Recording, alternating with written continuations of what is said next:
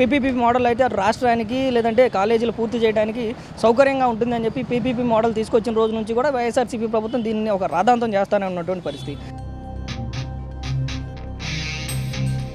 PPP model అంటే అసలు జగన్మోహన్ రెడ్డి కానీ వైఎస్ఆర్సీపీ వాళ్ళకి కానీ తెలియదు అసలు. అదే చెప్తున్నాను, నీకు 5 సంవత్సరాలు అవకాశం ఇచ్చారు, 151 సీట్లు ఇచ్చారు, అట్టాసంగా గవర్నమెంట్ని ప్రారంభించారు. నువ్వు మెడికల్ కాలేజీ పర్మిషన్ దాంట్లో ఒక్కదానన్నా పూర్తి చేసి దాంట్లో ఫీజులు పిల్లల్ని చేర్చుకొని మెడికల్ సీట్లు కొనసాగించినడితే ఇవాళ నువ్వు చెప్పే విధానం, నువ్వు సందర్శిస్తాను గవర్నమెంట్ నిరకాటంలో పెట్టే విధానం కరెక్ట్ అని మేము కూడా ఒప్పుకునేవాళ్ళం. అది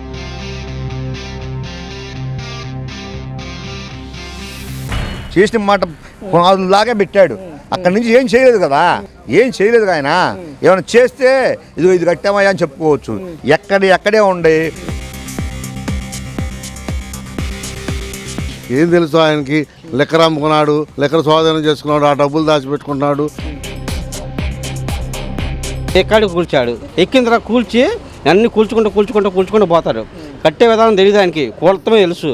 అభివృద్ధి తెలియదు ఆయనకి, ఏదో అప్పులు చేస్తుంది తెలుసు ఆయనకి. అట్లుంటుంది వాళ్ళ పనులు.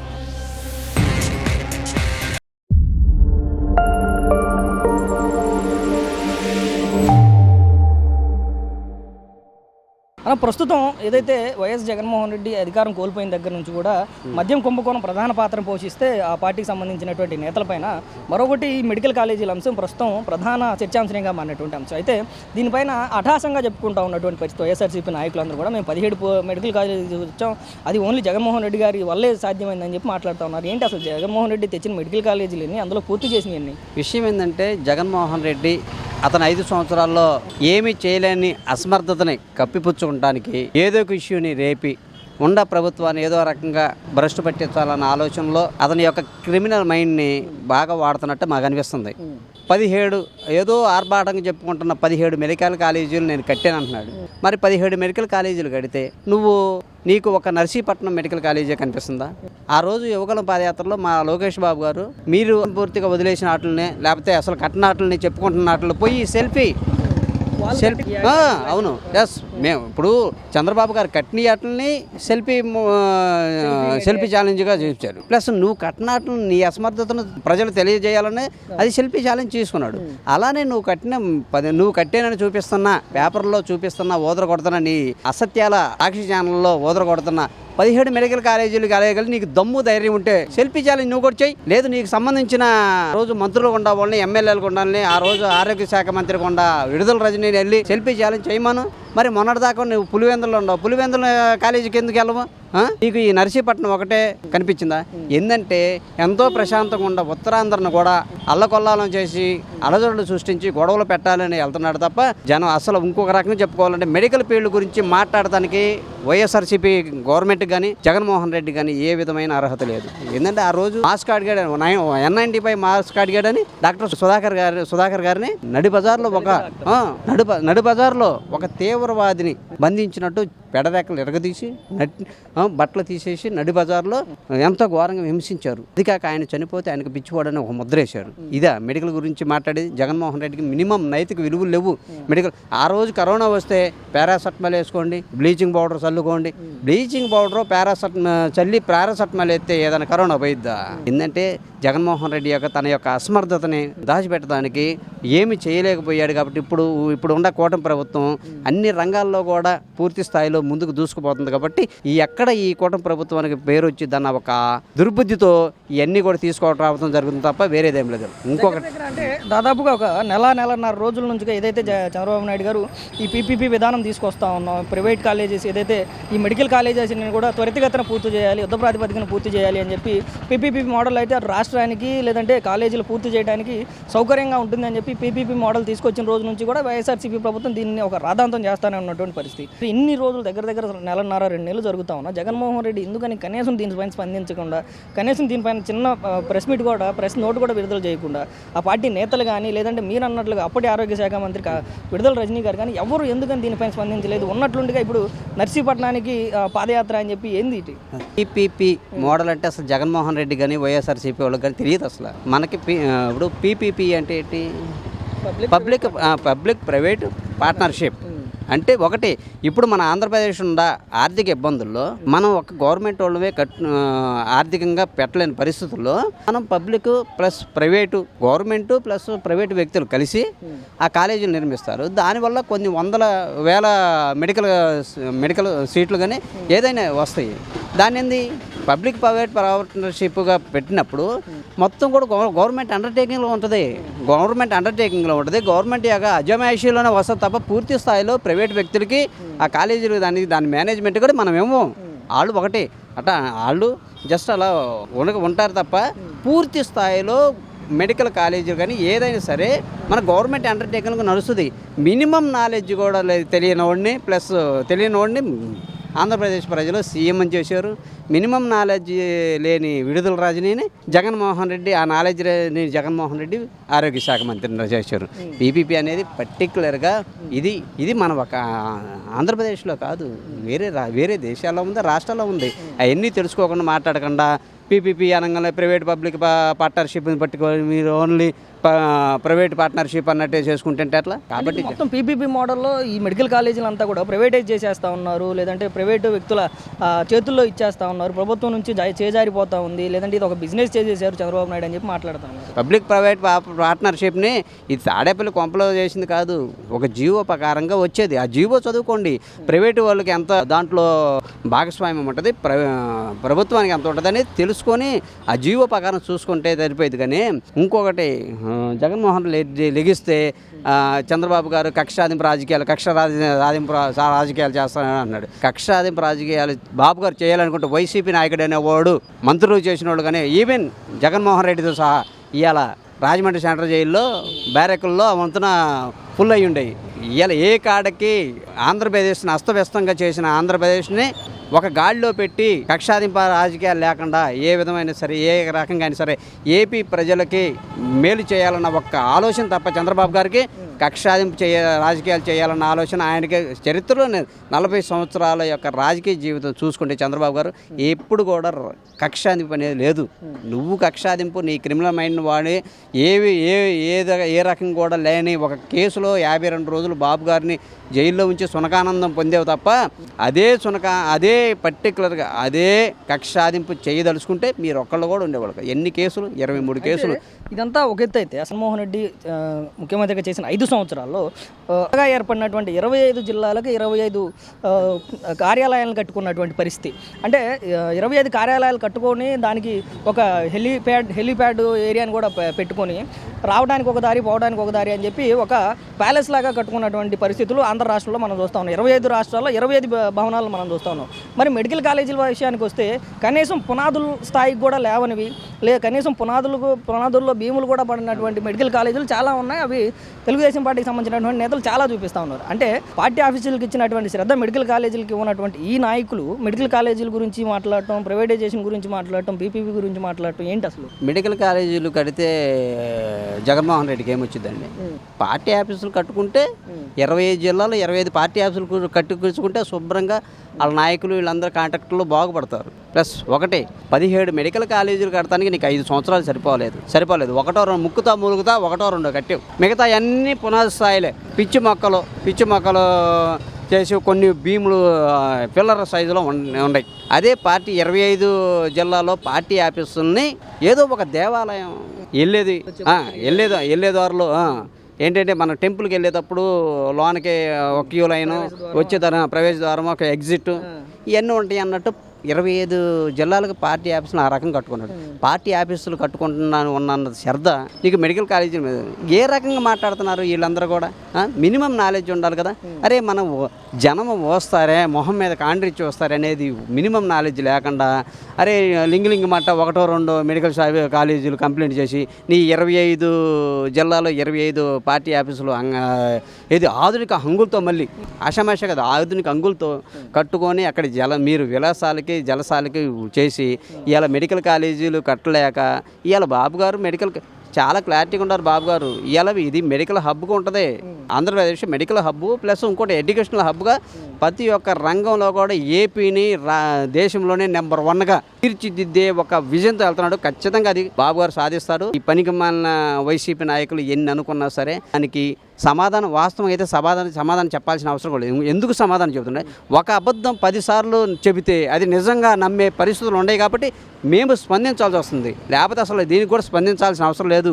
మెడికల్ కాలేజ్ అసలు కట్టకపోగా పార్టీ ఆఫీసులు బయట పెట్టిన చేత మెడికల్ కాలేజీల పైన పెట్టకపోగా మీరు అన్నట్లుగా ఏదో 1 పూర్తి చేసినటువంటి జగన్మోహన్ రెడ్డి ఈరోజు చలో నర్సీపట్నం అని చెప్పి పోలీసులో పర్మిషన్ లేకపోయినా అనుమతులు లేకపోయినా ఎలాంటి అనుమతులు లేకుండా నేను నర్సీపట్నం వెళ్ళిపోతాను, రోడ్లపైన బైఠాయిస్తానని చెప్పి మాట్లాడుతూ ఉన్నాడు. ఎందుకు పర్టికులర్గా నర్సీపట్నం ఎందుకు వెళ్తా ఉన్నాడు?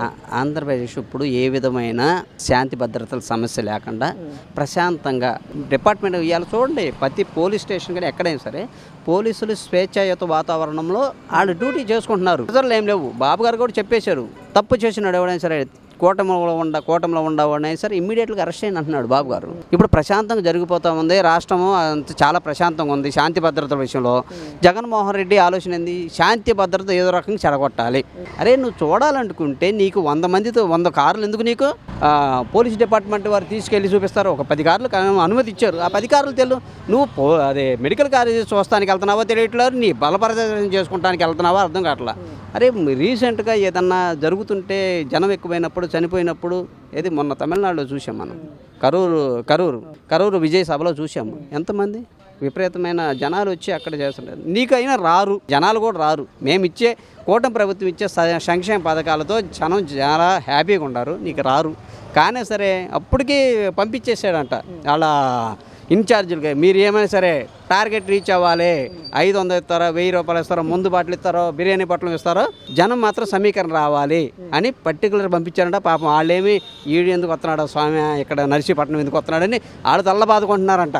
నేను నిన్న విజయనగరం నుంచి వెళ్ళి వస్తుంటే ఇదే గొడవ, ఇది ట్రైన్లో. కాబట్టి పర్టికులర్గా చాలా శాంతి భద్రతకు విఘాతం కలిగించి ఈ కూటమి ప్రభుత్వానికి ఏదో రకంగా చెడ్డ పేరు తేవాలన్న ఆలోచనలోనే జగన్మోహన్ రెడ్డి నర్సీపట్నం వెళ్ళడం జరుగుతుంది తప్ప మెడికల్ కాలేజీ మీద కానీ ఈ ప్రజలు ఏదో మెడికల్ చదివి డాక్టర్లు అవ్వాలన్న ఆలోచన జగన్మోహన్ రెడ్డికి లేదు.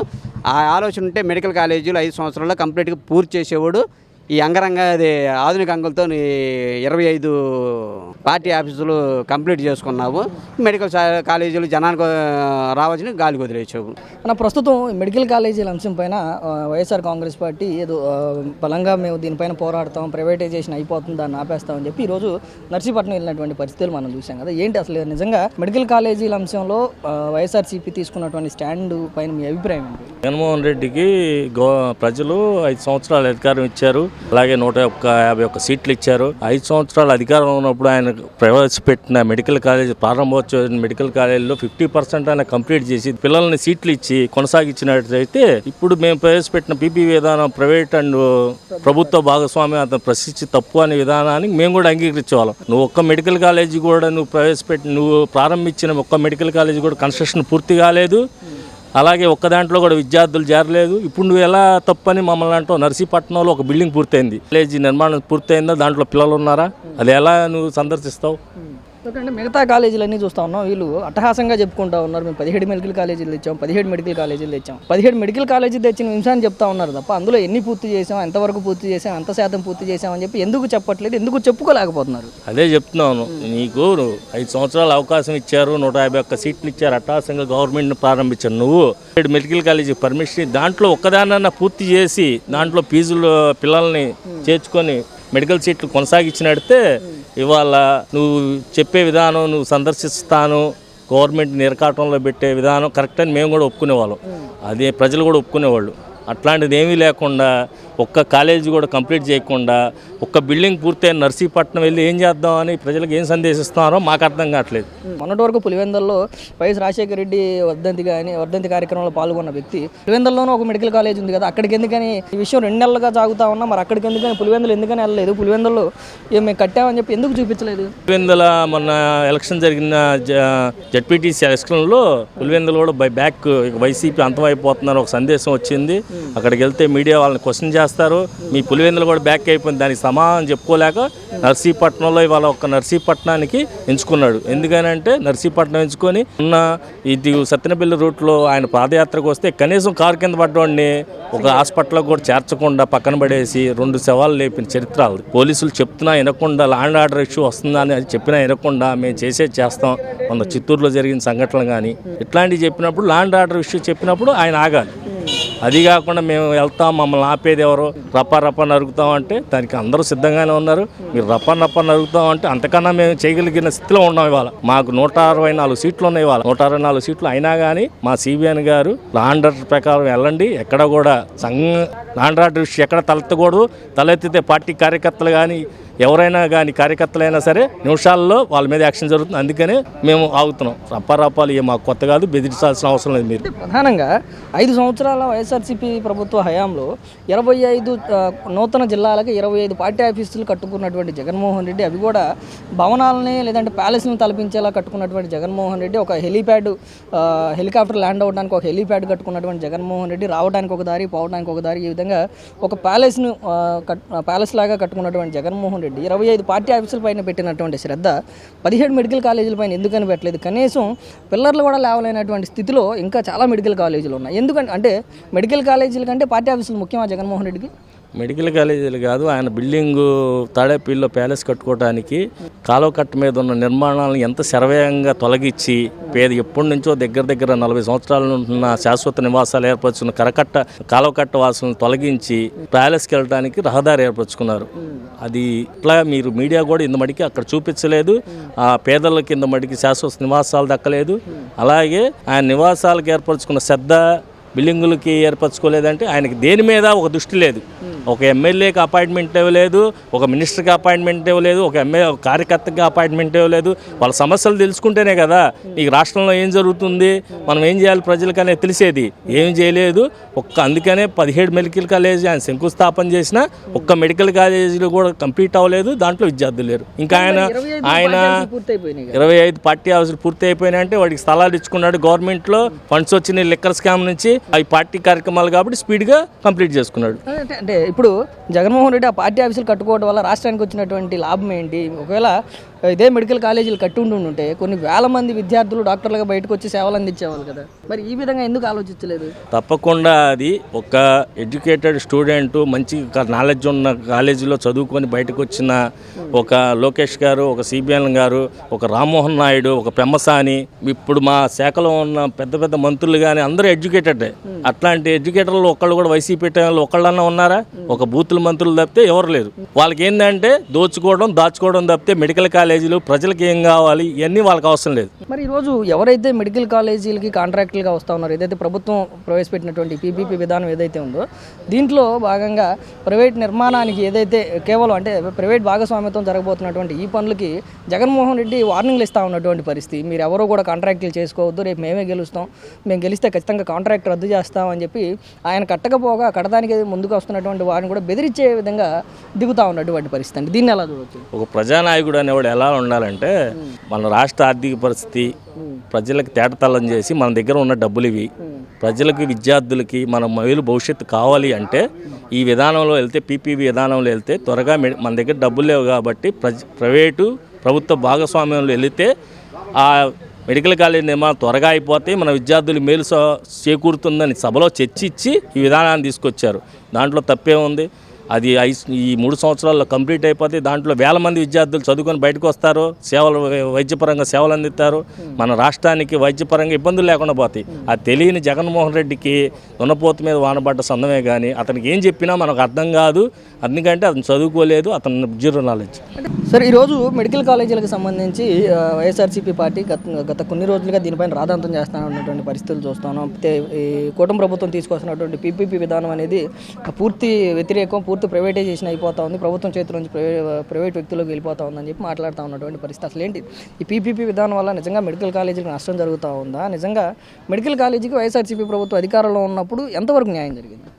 అంటే ముఖ్యమైన విషయం ఏంటంటే ప్రజలు మొత్తం ఒక అవకాశం ఆయనకి ఇచ్చారు. ఆయనది కాలగర్భంలో కలిపేశాడు అందరిని. ఆ కలిపేస్తానని చెప్పి మళ్ళీ అందరూ అన్ని కులాలు అన్ని మతాలు కలిసి మళ్ళీ రాష్ట్ర ముఖ్యమంత్రి గారు చంద్రబాబు నాయుడు గారిని ఎన్నుకున్నారు. ఎన్నుకున్న తర్వాత ఈయన పనిపాయన సాగిస్తుంటే మరలా ఈ కుళ్ళు కుచిత్రాలు ఈ ప్యాచులిజం దీంతో ఏడకెళ్ళి సంప్రదించాలి, ఆ మెడికల్ కాలేజీ తీసుకున్న వాళ్ళని తోసేస్తాను, మీరు కాంట్రాక్ట్ తీసుకున్నా వచ్చేది మా ప్రభుత్వమే.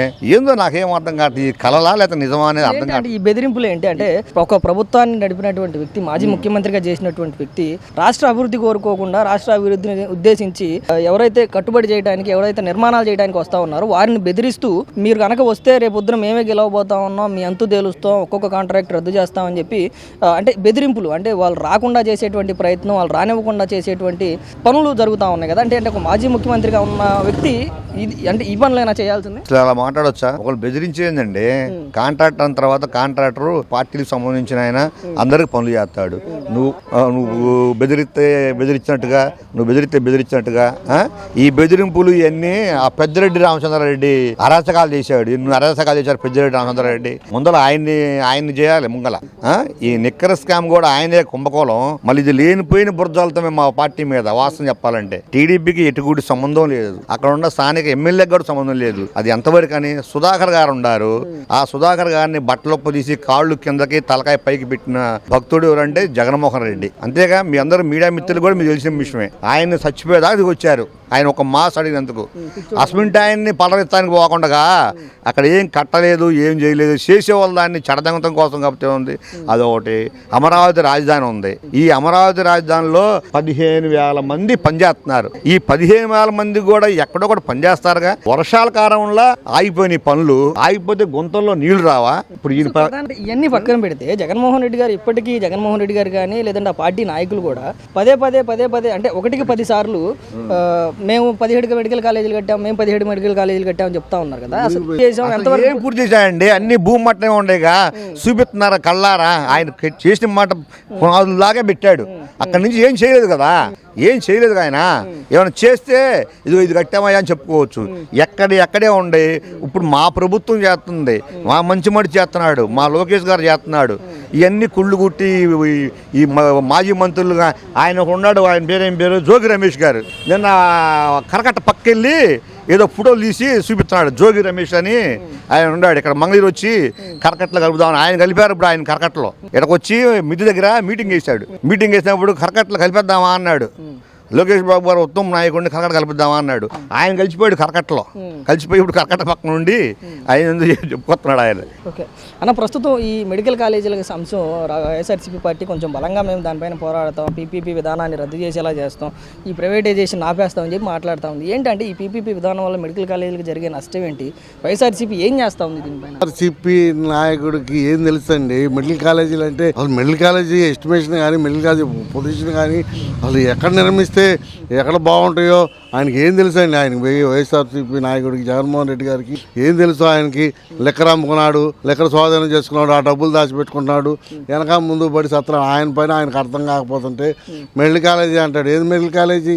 ఆయనకి అసలు అందులో ఎంతమంది ఉంటారో, ఏం పని చేస్తారో, ఎంత సబ్జెక్ట్ ఉందో, ఇప్పుడు విజయవాడలో ఉన్న మెడికల్ కాలేజీలో ఎంత ప్రొసెస్ జరుగుతుంది, లో ఉన్న ఎన్ఆర్ఐలో ఏం జరుగుతుంది, ఆయనకి ఏం తెలుసు అండి?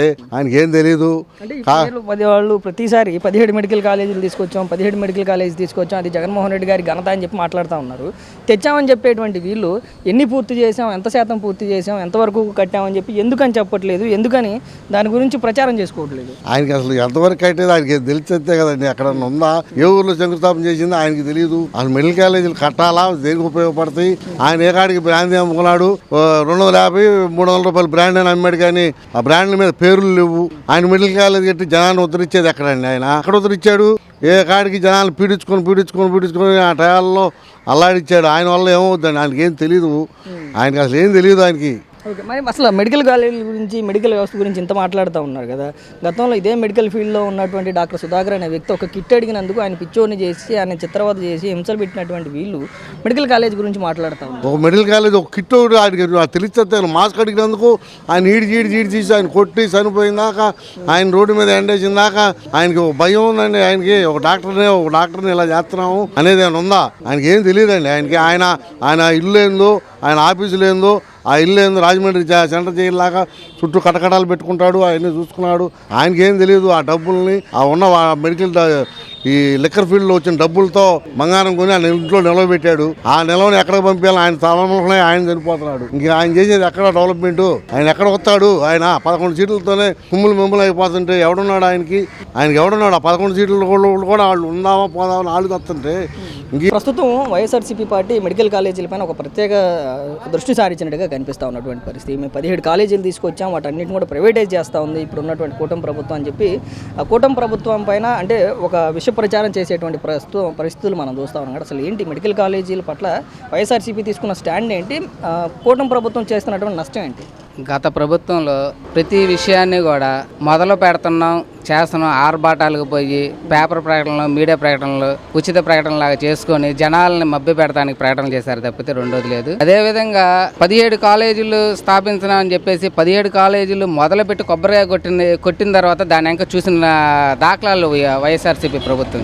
గత ప్రభుత్వంలో మొదలుపెట్టిన ఈ కూటమి ప్రభుత్వం దాన్ని ఏ దిశగా తీసుకెళ్తే ప్రజలకి మెడికల్ స్టూడెంట్స్కి ఉపయోగపడే విధంగా ఎలా వెళ్ళాలి, ఏ విధంగా చేస్తామనేది కూటమి ప్రభుత్వం మంచి నిర్ణయం తీసుకుంటుంది. అదేవిధంగా దాదాపుగా 40% దాకా పూర్తయిన సందర్భాలు. ప్రభుత్వంలో 5 ఏళ్ళు ఉన్నా కానీ కొబ్బరిగా కొట్టడం, దాని వెనక చూడుకోకుండా అంగులు ఆర్భాటాలు చేయడం తప్పితే రెండోది చేయలేదు గత వైసీపీ ప్రభుత్వం. ఈరోజు కూటమి ప్రభుత్వం ప్రతి సాట కూడా దాదాపుగా 40% దాకా పూర్తి చేసిన విషయం ఉందంటే అది కూటమి ప్రభుత్వం అని కూడా మీకు తెలియజేస్తుంది. అయితే ప్రధానంగా అసలు ఏదైతే గత 2 నెలలుగా సాగుతూ ఉంది ఈ మెడికల్ కాలేజీల అంశం, ప్రధానంగా కూటమి ప్రభుత్వం ఏదైతే పీపీ విధానం తీసుకొచ్చిందో పబ్లిక్ ప్రైవేట్ పార్ట్నర్షిప్ అని చెప్పి, ఇలా అయితే త్వరితగతిన మెడికల్ కాలేజీని పూర్తి చేయొచ్చు, మెడికల్ ఎంబీబీఎస్ స్టూడెంట్స్ని బయటికి తీసుకురావచ్చు అని చెప్పి ఆలోచనతో చంద్రబాబు నాయుడు గారు కానీ లేదంటే కూటమి ప్రభుత్వం కానీ పీపీపీ ద్వారా ముందడుగులు వేస్తూ ఉన్నటువంటి పరిస్థితులు నిజంగా వీటి వల్ల అన్యాయం జరుగుతూ ఉంటే అప్పుడున్నటువంటి ఆరోగ్య శాఖ మంత్రి విడుదల రజనీ గారు కానీ లేదంటే మాజీ ముఖ్యమంత్రి జగన్మోహన్ రెడ్డి కానీ ఎందుకని ఇప్పటివరకు దానిపైన ఒక ప్రెస్ మీట్ పెట్టలేదు, ఎందుకని దాన్ని ఖండించేటువంటి ప్రయత్నం చేయలేదు? ప్రతి ఒక్కళ్ళు కూడా స్వాదిస్తున్నారు. ఎందుకంటే 10 మందికి ఉపయోగపడేలా విధంగా పీపీ ప్రభుత్వం అనేది తీసుకొచ్చిన విధానం చాలా బాగుంది కాబట్టి ప్రజలందరూ కూడా ఆస్వాదిస్తున్నారు, దాన్ని రాణిస్తున్నారు. అంతేగాని వీళ్ళు ఏదో దీని గురించి మాయమాటలు చెప్పడానికి తప్పితే రెండోది లేదు. ప్రతి పేదవాడు కూడా ఆరోగ్యం పట్ల శ్రద్ధ తీసుకునే విధంగా, ప్రతి పేదవాడికి అందుబాటులో ఉండే విధంగా ఈ కాలేజీలు ఏర్పడబడుతున్నాయి. అదేవిధంగా ఇప్పుడు కాలేజీ అనేది ఇప్పుడు ప్రతి సాట ఎలా కట్టుబడి చేస్తున్నారు, రేపు కూటమి ప్రభుత్వం 5 సంవత్సరాలు పూర్తి చేసే విధంగా ప్రతి చర్య తీసుకుంటుంది. వీళ్ళకి మాట్లాడడానికి కానీ చేయడానికి కానీ ఏది దొరకక ఏదో ఒక విషయం మీద ప్రెస్ మీట్లు పెట్టి చేస్తున్నారు, ఉద్దేశపూర్వకంగా కూటమి ప్రభుత్వాన్ని విషప్రచారం చేస్తున్నారు తప్పితే రెండోది లేదని. ఏంటి నిజంగా 17 కాలేజీలు తెచ్చామని చెప్పి ఆర్భాటంగా చెప్పుకుంటా ఉన్నారు వైఎస్ఆర్సీపీ నాయకులంతా కూడా. ఈ 17 మెడికల్ కాలేజీలు తెచ్చామని చెప్పుకునేటువంటి ఈ నాయకులు ఎందుకని ఇన్ని కాలేజీలు పూర్తి చేసాం, ఇంత శాతం కట్టామని ఎందుకని చెప్పలేకపోతా ఉన్నారు? సార్ వాళ్ళు ఇప్పుడు ఒకటే చదువుతున్నా 2019లో వాళ్ళు ఎక్కిన కాడి నుంచి ఇప్పుడు వరకు ఏది పూర్తి చేశారు చెప్పమనండి, ఏదైనా పూర్తి చేశారంటే చెప్పనండి, లేదా మేము ఈ పూర్తి చేసామని చెప్పమనండి. వీళ్ళు పూర్తి చేసే ప్రభుత్వం కాదు. 2019లో వైఎస్ఆర్సీపీ ప్రజలను నమ్మించి మోసం చేసిన ప్రభుత్వం వైసీపీ ప్రభుత్వం. ఎక్కడనో కూల్చడం మొదలుపెట్టాడు. అంటే అతను ఆలోచన ఏంటి, కూల్చే విధానం మీద ఉన్న శ్రద్ధ కట్టే విధానం మీద లేదు. 1, 2 ప్రతి నిరుపేదలకి మేము ఉన్నాం, అండగా ఉన్నాం, ఇల్లు ఇస్తాం, అవి ఇస్తాం అన్నారు. ఏమైనా కట్టి ఉండడం కానీ ఏమైనా చేశారా? గత ప్రభుత్వంలో 2014లో చంద్రబాబు నాయుడు గారు కట్టిన ఇల్లులు ఈ ప్రభుత్వం వచ్చినాక ఇచ్చారా? 1 పనులు చేసి పెయింటింగ్ చేసి ఇచ్చారు తప్పితే ఇల్లు ఏమైనా కొత్త కట్టించినవి ఏమైనా ఉన్నాయా? ఏమీ లేవు. వీళ్ళు చెప్పుకోవడానికి చేయడానికి చెప్పేది ఒకటి, చేసేది ఒకటి. వీళ్ళు చెప్పే ప్రభుత్వం వేరు, చేసే ప్రభుత్వం వేరు. మాట చెప్పారంటే చేసే ప్రభుత్వం కూటమి ప్రభుత్వం అంతే తప్పితే వీళ్ళు మేము 17 కాలేజీలు మేము చేసాము ఏది పూర్తి చేశారు చెప్పనండి? ఇప్పటి వరకు ఇన్ని కాలేజీలు పూర్తి అయినా లేకపోతే ఇంత శాతం పూర్తి చేసాము అని చెప్పనండి. చెప్పింది లేదు. కొబ్బరిగా కొడుతున్నారు, శంకుస్థాపన చేస్తున్నారు, దానికి కొటేషన్ వేస్తున్నారు, వాళ్ళకి నిధులు తీసుకొచ్చుకుంటున్నారు తప్పితే నిధులు తీసుకొచ్చి ఫౌండేషన్ వేసిన దాఖలాలు ఉన్నాయా? ఇంతవరకు ఏ ఒక్కటి లేదు. వీళ్ళు చెప్పడం ఒకటి, చేసేది ఒకటి. ఇప్పుడు చేస్తున్నారు కాబట్టి వీళ్ళు ప్రభుత్వం మీద ఎక్కడ చెడ్డ పేరు వచ్చిద్దో, గతంలో మేము చేసి ఎక్కడ బయటపడతాయో అనే ఉద్దేశంతో ఈరోజు వాళ్ళు మాట్లాడే విధానం ఉంది తప్పితే వీళ్ళు చేసే ప్రతి పని కూడా ప్రజలకు ఉపయోగపడుతుంది. ప్రజలు అందరూ గమనిస్తున్నారు.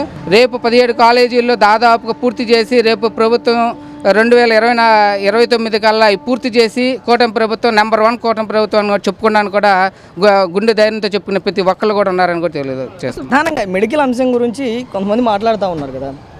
ఇదే నాయకులు గతంలో మెడికల్లో ఉన్నటువంటి డాక్టర్ సుధాకర్ని ఏ విధంగా ఒక పీపీపీ కిట్ అడిగినందుకు ఏ విధంగా ఆయన్ని చిత్రవద చేశారు, ఏ విధంగా ఆయన హింసించారు, ఏ విధంగా ఆయన చావు కారణమయ్యారు అందరం చూసాం కదా.